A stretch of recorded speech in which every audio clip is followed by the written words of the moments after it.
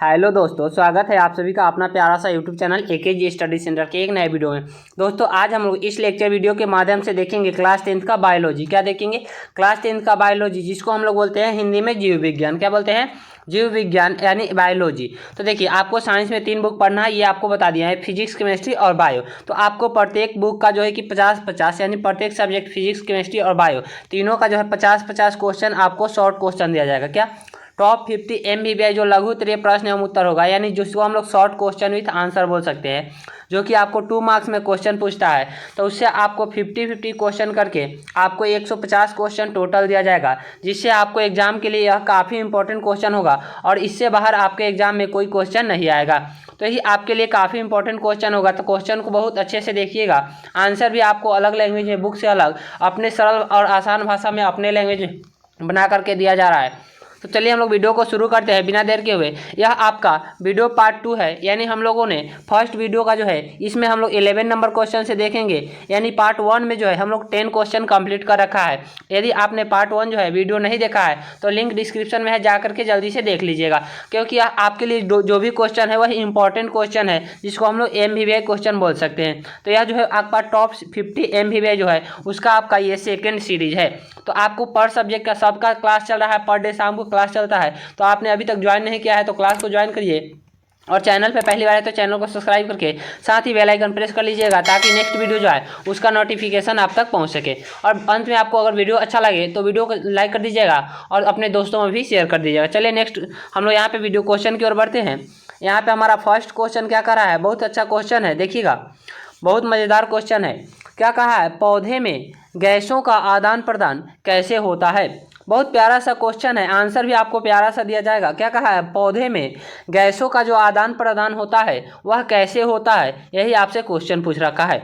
यह आपका board exam 16 और 22 में पूछ रखा है। तो क्वेश्चन आपके लिए काफ़ी इंपॉर्टेंट है, आंसर देखिएगा। क्या कहा है? पौधे की पत्तियों पर अनेक छोटे छोटे छिद्र होते हैं, यानी पौधे के जो पत्तियां होती है उनमें क्या होती है? अनेक छोटे छोटे छिद्र होते हैं, जिन्हें हम रंध्र या स्टोमाटा कहते हैं। क्या कहते हैं? उन जो पत्तियों में, अगर आपने पत्तियों को देखा होगा ध्यान से, जब कोई भी पत्ता जैसे कि होता है अगर सूख जाता है तो उसमें जो है कि देखने को मिलता है, क्या होता है? उनमें जो है अनेक छोटे छोटे क्या होते हैं? छिद्र होते हैं, छोटा छोटा महीन सा छिद्र होता है, जिन्हें हम लोग रंध्र या स्टोमाटा कहते हैं। और पौधे इन्हीं रंध्रों के माध्यम से गैसों का आदान प्रदान करते हैं, यानी पौधे में जो गैसों का आदान प्रदान होता है CO2 O2 का, जैसे कार्बन डाइऑक्साइड वह क्या होता है? वह ग्रहण करता है और ऑक्सीजन को वह छोड़ता है, जिससे हम लोग श्वास लेते हैं। तो वही कहा है, वह जो गैसों का आदान प्रदान होता है वह पौधे में जो पौधे की पत्तियों में जो रंध्र होते हैं उन्हीं रंध्रों के माध्यम से होता है।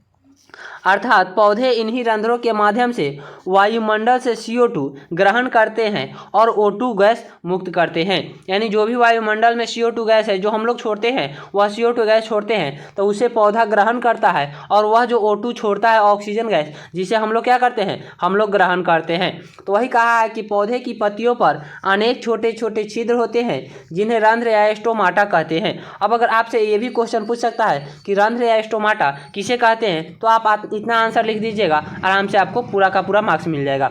और कह रहे पौधे इन्हीं रंध्रों के माध्यम से गैसों का आदान प्रदान करते हैं, अर्थात पौधे में इन्हीं रंध्रों के माध्यम से वायुमंडल से CO2 ग्रहण करते हैं और O2 गैस मुक्त करते हैं। आपको आंसर अच्छा लगा होगा, आशा करता हूँ। चलिए नेक्स्ट क्वेश्चन की ओर हम लोग बढ़ते हैं। यहाँ पे हमारा 12 नंबर क्वेश्चन क्या कहा है? आपने 10 क्वेश्चन का फर्स्ट पार्ट नहीं देखा है तो उसे जरूर देखिएगा। यहाँ पे बहुत अच्छा क्वेश्चन है। क्या कहा है? सजीवों के मुख्य 4 लक्षण लिखे, यानी सजीवों के जो होता है वह मुख्य 4 लक्षण जो है वह क्या क्या होता है, उसी को लिखना है। आंसर देखिएगा, क्या कहा है? सजीवों के मुख्य 4 लक्षण निम्नलिखित है। आपका फर्स्ट है पोषण, श्वसन, जनन तथा वृद्धि, यानी सजीव के जो 4 लक्षण हैं वह क्या होता है? सजीव पोषण करते हैं, श्वसन करते हैं यानी श्वास लेते हैं, वह जनन भी करते हैं और वृद्धि भी करते हैं। यह सजीवों का क्या है? मुख्य 4 लक्षण है कि सभी सजीव क्या होते हैं? पोषण भी करते हैं, श्वसन भी करते हैं, जनन भी करते हैं और वृद्धि भी करते हैं। तो यही सजीव के मुख्य 4 लक्षण लिखने के लिए कहा है। आपने अगर इतना लिख देते हैं तो आपको 2 मार्क्स का 2 मार्क्स पूरा 100% गारंटी के साथ मिल जाएगा। या फिर आपसे अगर की ओर बढ़ते हैं, यहाँ पे हमारा 13 नंबर क्वेश्चन क्या कहा है? बहुत अच्छा क्वेश्चन है। कह रहा है पिट्यूटरी ग्रंथि को मास्टर ग्रंथि क्यों कहा जाता है। यानी जो पिट्यूटरी ग्रंथि है उसको हम लोग मास्टर ग्रंथि क्यों कहा जाता है, यही क्वेश्चन आपसे है। आंसर क्या है, बहुत अच्छा है, देखिएगा। कह रहा है पिट्यूटरी ग्रंथि अपने अलावा कई अन्य महत्वपूर्ण अंतःस्रावी ग्रंथियों के स्राव के समय एवं मात्रा को नियंत्रित करती है। क्या है, पिट्यूटरी ग्रंथि जो है वह क्या करती है, अपने अलावा यानी वह अपने पे नियंत्रण करती है, लेकिन उसके अलावा वह कई अन्य महत्वपूर्ण अंतःस्रावी ग्रंथियों के स्राव के समय और मात्रा को नियंत्रित करती है। यानी जो भी अंतःस्रावी ग्रंथि है अनेक सारे, उसके क्या होता है, स्राव के समय को और उसके मात्रा पर यह खुद नियंत्रित करती है, इसलिए इस ग्रंथि को मास्टर ग्रंथि कहा जाता है। क्या कहा जाता है, इसको मास्टर ग्रंथि कहा जाता है। तो आपसे ऑब्जेक्टिव में ये भी पूछेगा कि पिट्यूटरी ग्रंथि को क्या कहा जाता है, तो मास्टर ग्रंथि, या फिर पूछ देगा कि मास्टर ग्रंथि किस ग्रंथि को कहा जाता है, तो आपका होगा पिट्यूटरी ग्रंथि। तो यही आपका ऑप्शन होगा, जैसे ऑब्जेक्टिव में भी ये क्वेश्चन अगर पूछेगा तो। आंसर यहाँ पे आपका 2 मार्क्स में पूछा है, इसीलिए यह क्वेश्चन का आंसर आप इतना लिखते हैं, आपका जो है कि 100% 2 मार्क्स मिलेगा। तो बहुत अच्छा क्वेश्चन है, यह आपके बोर्ड एग्जाम में 22 के सेकेंड वाली में पूछ रखा है। चलिए नेक्स्ट क्वेश्चन की ओर बढ़ते हैं। अगर आपको कोई क्वेश्चन पे डाउट होता है तो आप बिल्कुल कमेंट कीजिए। आपको अगर वीडियो अच्छा लगे तो भी कमेंट कीजिए, अगर कोई डाउट रहता है तो भी कमेंट कीजिए, आपको कमेंट का रिप्लाई जरूर मिलेगा। आपका 14 नंबर क्वेश्चन क्या कहा है, दीर्घ रोम क्या है, इसके कार्य लिखे। यानी दीर्घ रोम जो है वह क्या होता है और इसके कार्य को भी लिखना है। देखिएगा आंसर क्या कहा है, मनुष्य के छोटी आंत में भोजन का पूर्ण पाचन होता है। यानी मनुष्य के जो छोटी आंत होता है वहाँ पे क्या होता है, भोजन का पूर्ण पाचन होता है और भोजन अवशोषण होने योग्य हो जाता है। यानी भोजन जो है वहाँ पे क्या होता है, मनुष्य के छोटी आंत में भोजन का पूर्ण पाचन हो जाता है और उसके बाद भोजन जो है वह क्या है, अवशोषण होने योग्य हो जाता है। छोटी आंत की आंतरिक दीवार पर असंख्य उंगलियों जैसे प्रवर्ध यानी उभार होते हैं। क्या होते हैं, छोटी आंत के जो है वह आंतरिक दीवारों पर असंख्य यानी बहुत सारे, जिसकी गिनती नहीं है, असंख्य अंगुलियों जैसे प्रवर्ध, जिसको उभार बोलते हैं, उभार होते हैं, जिन्हें रसांकुर या दीर्घरोम या विलाई कहा जाता है। उसे जो उभार निकलता है छोटी आंत के, क्या है, छोटी आंत के जो दीवारों पर उंगलियों जैसा जो प्रवर्ध बनता है उसे क्या कहते हैं, तो रसांकुर या दीर्घरोम या विलाई कहते हैं। तो आपसे क्वेश्चन पूछ सकता है रसांकुर किसे कहते हैं, दीर्घरोम किसे कहते हैं, या विलाई किसे कहते हैं। यह तीनों आपका सेम है क्वेश्चन, तो आपसे आंसर भी आपको सेम ही देना है। तो क्वेश्चन आपको कोई भी पूछ सकता है। तो जैसे देखिए यहाँ पे उसी के बाद है, ये रसांकुर भोजन के पोषक तत्वों का अवशोषण करके शरीर के संपूर्ण कोशिकाओं तक पहुँचाते हैं। यानी इसकी कार्य क्या है, दीर्घरोम का कार्य क्या हुआ, यह जो है कि रसांकुर जो है वह भोजन के क्या होता है, जो भी पोषक तत्व होते हैं उनको अवशोषण करके और शरीर के संपूर्ण कोशिकाओं तक यह पहुँचाने का कार्य करता है। तो वही आपका आंसर है कि मनुष्य के छोटी आंत में भोजन का जब पूर्ण पाचन होता है और भोजन अवशोषण होने योग्य हो जाता है, उस समय छोटी आंत की आंतरिक दीवारों पर असंख्य उंगलियों जैसे प्रवर्ध बनते हैं, जिन्हें रसांकुर या दीर्घरोम या विलाई कहते हैं। और वह रसांकुर जो है वह भोजन के पोषक तत्वों को अवशोषण करके और शरीर के संपूर्ण कोशिकाओं तक उनको पहुंचाते हैं, यही उनका कार्य है। तो आपने देख लिया कि दीर्घरोम क्या है और इसका कार्य क्या है। आशा करता हूँ आपको आंसर पसंद आया होगा। चलिए हम लोग नेक्स्ट क्वेश्चन की ओर बढ़ते हैं। यहाँ हमारा नेक्स्ट क्वेश्चन 15 नंबर क्या कहा है, हमारे आमाशय में अम्ल की क्या भूमिका है। यानी हमारे जो आमाशय है उसमें अम्ल की क्या भूमिका है, वही आपसे क्वेश्चन कहा है। आंसर समझिएगा क्या कहा है, हमारे आमाशय में जठर ग्रंथियाँ पाई जाती है। यानी हमारे जो आमाशय है उसमें क्या होता है, जठर ग्रंथियाँ पाई जाती है और जठर ग्रंथियों से जठर रस निकलते हैं। जो जठर ग्रंथियाँ पाई जाती है उससे क्या होता है, जठर ग्रंथियों से वह जठर रस निकलता है और जठर रस में जो है वह क्या क्या मिला होता है, म्यूकस, पेप्सिन तथा हाइड्रोक्लोरिक अम्ल पाए जाते हैं। यानी जो भी जठर ग्रंथियाँ से जठर रस निकलते हैं उसमें जो है वह म्यूकस होता है, पेप्सिन होता है और हाइड्रोक्लोरिक अम्ल पाए जाते हैं। यानी इतने सारे चीज़ जो है कि उसमें से पाया जाता है। लेकिन इसमें सिर्फ पूछा है अम्ल की भूमिका, जो कि यहाँ पे क्या है, हाइड्रोक्लोरिक अम्ल, जिसको हम लोग HCl बोलते हैं। तो इसकी क्या भूमिका है, ये हाइड्रोक्लोरिक अम्ल ब्रैकेट में HCl दिया हुआ है, आमाशय में भोजन का पाचन अम्लीय माध्यम में करता है और भोजन के साथ आए हानिकारक रोगाणुओं को नष्ट करता है। अब देखिएगा क्या कहा है, अम्ल की जो है वह क्या भूमिका है। आपने देखा कि हाइड्रोक्लोरिक अम्ल जो है वह क्या करता है, आमाशय में भोजन का पाचन जो है वह अम्लीय माध्यम में करता है और उसके साथ जैसे भोजन के साथ कोई भी हानिकारक रोगाणु जो आ जाता है उसको वह क्या करता है, नष्ट कर देता है, ताकि हमारा शरीर सुरक्षित रह सके। यह आपके बोर्ड एग्जाम में 12, 13 और 21 में पूछ रखा है, तो काफ़ी इंपॉर्टेंट क्वेश्चन है। चलिए नेक्स्ट क्वेश्चन की ओर बढ़ते हैं। आशा करता हूँ आपको आंसर समझ में आया होगा।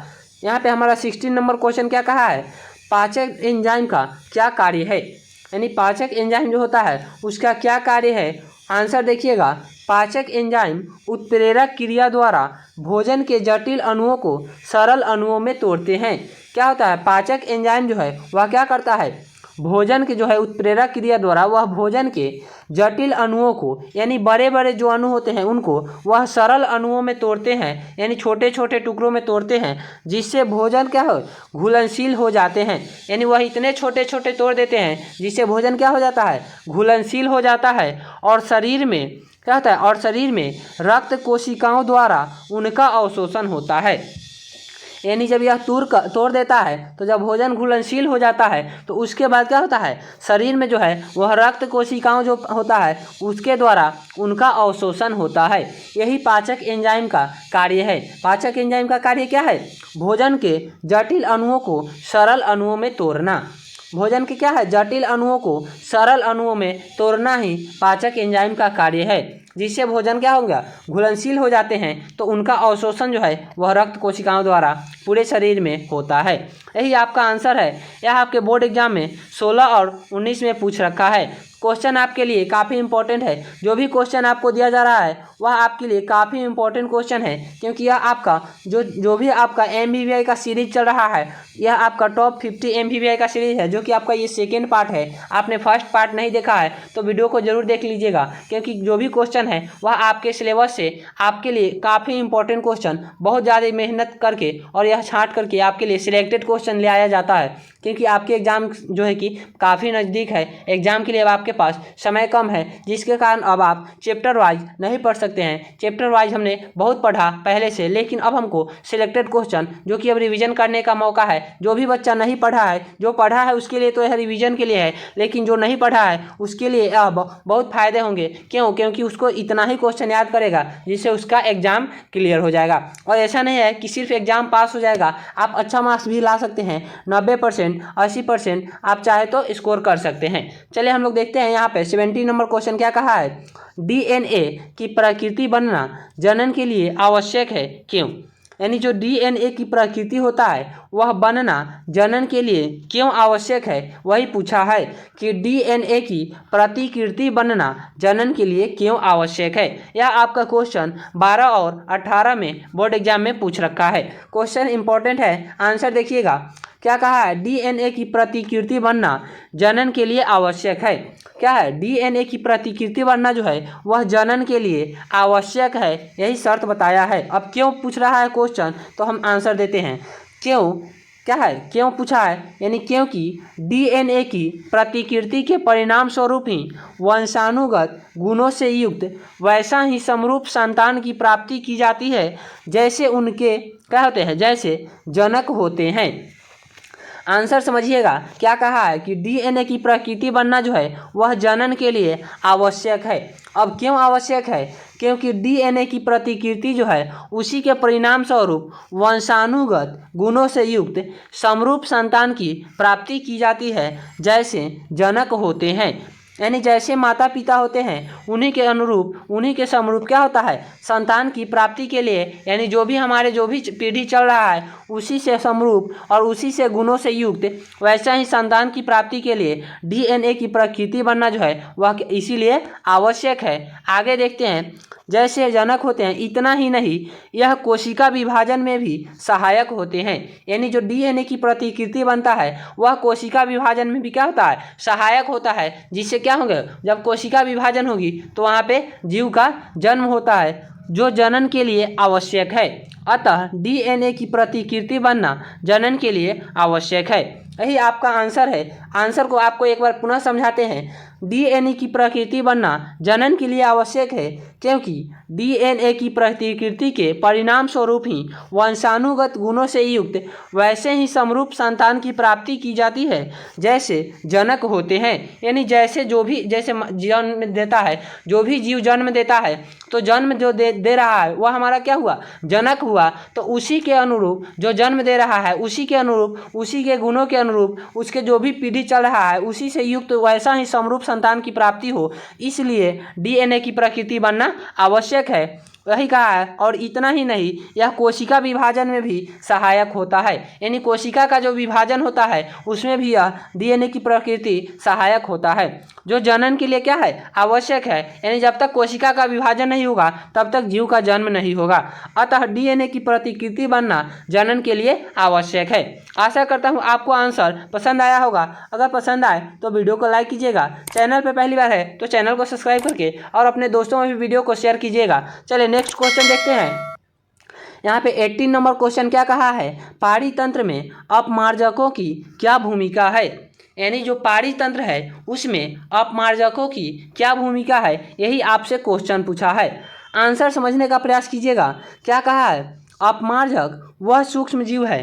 अपमार्जक क्या है, वह सूक्ष्म जीव है जो अपशिष्ट पदार्थों को सरा गलाकर मृदा में मिला देता है। आंसर समझिएगा। पूछा है कि पाड़ी तंत्र जो होते हैं उनमें अपमार्जक की क्या भूमिका है। तो अपमार्जक क्या है, वह जो है कि एक छोटा से छोटा जीव है जो क्या होता है, अपशिष्ट पदार्थों को, यानी जो भी हमारे योग्य नहीं होता है उस अपशिष्ट पदार्थों को सरा गलाकर और मृदा में यानी मिट्टी में वह मिला देता है। यदि अपमार्जक न हो तो पृथ्वी पर अपशिष्ट पदार्थों एवं कचरों का ढेर लग जाएगा। आप समझिए, अगर अपमार्जक जो है वह जीव जो है अगर नहीं होगा और जब किसी भी अपशिष्ट पदार्थों को और वह सरा गलाकर अगर मृदा में यानी मिट्टी में नहीं मिलाएगा तो क्या होगा, हमारे जो पृथ्वी है उस पर क्या होगा, अपशिष्ट पदार्थों और कचरों का ढेर लग जाएगा। क्या होगा, कचरों का ढेर लग जाएगा और इससे जैव भू रसायन चक्र बाधित होने लगेगा। यानी जो भी हमारा जो जैव भू रसायन चक्र है वह क्या है, बाधित होने लगेगा और पर्यावरण का प्रकृति जो है वह क्या है, प्राकृतिक संतुलन बिगड़ जाएगा। यानी जो भी हमारा पर्यावरण का संतुलन है वह क्या होगा, बिगड़ जाएगा। अतः प्राकृतिक संतुलन बनाए रखने के लिए अपमार्जकों की महत्वपूर्ण भूमिका है। यानी प्रकृति का संतुलन बना रहे इसके लिए क्या है, अपमार्जक बहुत आवश्यक है। क्योंकि हमारा जब तक अपमार्जक नहीं होगा तो हमारा पर्यावरण का संतुलन नहीं बना रहेगा। यानी हमारा पर्यावरण जो है वह स्वच्छ नहीं रह पाएगा। क्योंकि जब गंदगी फैल जाएगी, पृथ्वी पर गंदगी अधिक हो जाएगी तो हमारा पर्यावरण कैसे स्वच्छ रह सकता है। तो वही कहा है कि क्या है, प्राकृतिक संतुलन बनाए रखने के लिए अपमार्जकों की बहुत क्या है, महत्वपूर्ण भूमिका है। अपमार्जकों को अपघटक भी कहा जाता है। यानी जो अपमार्जक होते हैं उसे हम लोग अपघटक के नाम से भी जानते हैं। यह आपका बोर्ड एग्जाम में 15, 17, 18 और 20 में पूछ रखा है। यानी इतने बार यह क्वेश्चन पूछ रखा है तो सोचिए आपके लिए यह कितने इंपॉर्टेंट क्वेश्चन है। चलिए नेक्स्ट क्वेश्चन की ओर बढ़ते हैं। यहाँ पे हमारा 19 नंबर क्वेश्चन क्या कहा है, बहुत अच्छा क्वेश्चन है। कहा है वाष्पोत्सर्जन को परिभाषित करे। यानी जो वाष्पोत्सर्जन है उसी का परिभाषा देने के लिए कह रहा है। आंसर देखिएगा, पौधे की जड़ों द्वारा ग्रहण किए गए अतिरिक्त जल को क्या है, पौधे की जो जड़ें होते हैं उनके द्वारा जो ग्रहण किए जाते हैं जल, तो उसमें कुछ अतिरिक्त जल ग्रहण किए जाते हैं। तो उसी अतिरिक्त जल को अपने रंध्रों के माध्यम से वाष्प के रूप में वातावरण में मुक्त करते हैं। इस घटना को वाष्पोत्सर्जन कहते हैं। यानी पौधे जो है वह क्या करता है, अपने जड़ों के माध्यम से वह क्या करता है, जल को ग्रहण करता है अपने भोजन के लिए। लेकिन जब वह जल ग्रहण करता है तो उसमें अतिरिक्त जल जो भी होते हैं, यानी उनके कार्य से जो भी एक्स्ट्रा बचता है जल, उसको क्या करता है, वह अपने रंध्र के माध्यम से वाष्प के रूप में वातावरण में मुक्त कर देता है। यानी वाष्प के रूप में वह वातावरण में उसे मुक्त कर देता है और इसी घटना को क्या कहते हैं, तो वाष्पोत्सर्जन कहते हैं। यानी वही आपका क्वेश्चन था। तो आपको आंसर अच्छा लगा होगा। बहुत ही आसान भाषा में, सरल लैंग्वेज में और बहुत ही शॉर्ट करके आपके लिए आंसर लाया गया है कि अगर आपने इतना आंसर याद कर लेता है तो आपके लिए काफ़ी इंपॉर्टेंट होगा और 2 मार्क्स का 2 मार्क्स पूरा मिलेगा। यह जो है कि बोर्ड एग्जाम में 14 में पूछ रखा है। चलिए नेक्स्ट क्वेश्चन की ओर बढ़ते हैं। यहाँ पे हमारा 20 नंबर क्वेश्चन क्या कहा है, बहुत अच्छा क्वेश्चन है। HIV और एड्स का पूर्ण रूप बताइए। यानी जो HIV है और AIDS यानी एड्स जो है उसका पूर्ण रूप यानी इसका फुल फॉर्म बताना है। आंसर देखिएगा क्या कहा है, HIV जो है उसको हम लोग बोलते हैं ह्यूमन इम्यूनो डिफिशियंसी वायरस। क्या बोलते हैं, ह्यूमन इम्यूनो डिफिशियंसी वायरस, यानी HUMAN यह आपका ह्यूमन है। इम्यूनो डिफिशियंसी यह आपको इसको अगर एक बार में नहीं बोल सकते हैं तो इसलिए आपको 2 बार बताया है, इम्यूनो डेफिशिएंसी वायरस। क्या है, इम्यूनो डिफिशियंसी वायरस। आपको यहाँ पे हिंदी में भी लिख कर बताया गया है ह्यूमन इम्यूनो डिफिशियंसी वायरस। तो यह आपका HIV का फुल फॉर्म है, तो इसको आपको याद करना होगा। इसका जो भी वर्ड है स्पेलिंग है उसको आपको याद करना होगा। सेकेंड है आपका एड्स का, यानी एड्स का जो पूर्ण रूप होता है वह क्या होता है, acquired immuno deficiency syndrome. Acquired immuno deficiency syndrome क्या होता है, एक्वायर्ड इम्यूनो डेफिशिएंसी सिंड्रोम होता है।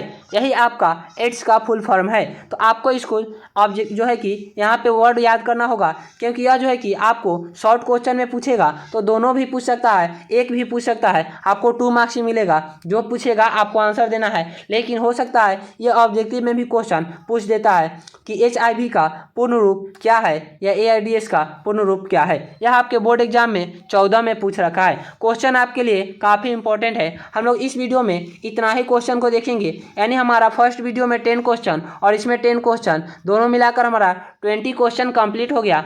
इसी प्रकार हम लोग इसको 5 वीडियो में पूरा का पूरा 50 क्वेश्चन, जो भी हमारा सीरीज है उसका 50 क्वेश्चन कंप्लीट कर लेंगे 5 वीडियो में। और इसी प्रकार आपको केमिस्ट्री का, बायो का टोटल आपको करा दिया जाएगा। और फिर उसमें आपको लॉन्ग क्वेश्चन का जो सीरीज है वो भी आपको दिया जाएगा। आपको यहाँ पे इस चैनल पे आपको पर डे शाम को क्लास चल रही है, जो कि क्लास क्या है, आपका जो है कि एग्जाम के दृष्टि से आपके पास एग्जाम के लिए काफ़ी समय कम है, तो उसी को देखते हुए और आपको जो भी इंपॉर्टेंट क्वेश्चन है, यानी मोस्ट वेरी इंपॉर्टेंट जिसको हम लोग बोल सकते हैं MVVI, तो वही क्वेश्चन आपके लिए सिलेक्टेड करके, यानी सिलेक्टेड क्वेश्चन आपके लिए लाया जा रहा है। तो क्या होगा, आपके लिए एग्जाम के लिए वह काफ़ी इंपॉर्टेंट होगा और आप एग्जाम में अच्छी प्रकार से लिख सकते हैं और अच्छा खासा मार्क्स उठा सकते हैं। आप चाहे तो 80%, 90%, वह आपके ऊपर है कि आप उसको कितना अपने अंदर ले जा रहे हैं, अपने कितना समझा और कितना वहाँ पे आपने एग्जाम में अपना अच्छा प्रदर्शन किया, उसी के अनुसार से ही आपको मार्क्स मिलेगा। हम आपको बता देंगे, कह देंगे कि आपको 80% मिल जाएगा, 90% मिल जाएगा, लेकिन जब आपने याद नहीं कीजिएगा और नहीं लिखिएगा तो क्या आपको एक क्या है, अगर आप थोड़ा भी नहीं लिखिएगा तो आपको 5% भी नंबर नहीं मिलेगा। क्यों नहीं मिलेगा, क्योंकि आपने वैसा लिखा ही नहीं। तो हमारे पढ़ाने से, हमारे बताने से नहीं होगा, आपको याद करना होगा, आपको लिखना होगा। तो जो भी आप वीडियो अगर पसंद आए तो वीडियो को लाइक कर दीजिएगा। चैनल पर पहली बार है तो चैनल को सब्सक्राइब करके साथ ही बेल आइकन प्रेस कर लीजिएगा, ताकि नेक्स्ट वीडियो जाए उसका नोटिफिकेशन आप तक पहुँच सके। और वीडियो अच्छा लगा हो तो दोस्तों में भी शेयर कीजिएगा, ताकि उन लोगों का भी हेल्प हो सके। चलिए हम इस लेक्चर वीडियो में इतना ही देखेंगे, मिलते हैं फिर नेक्स्ट वीडियो में नए टॉपिक के साथ। तब तक के लिए बाय।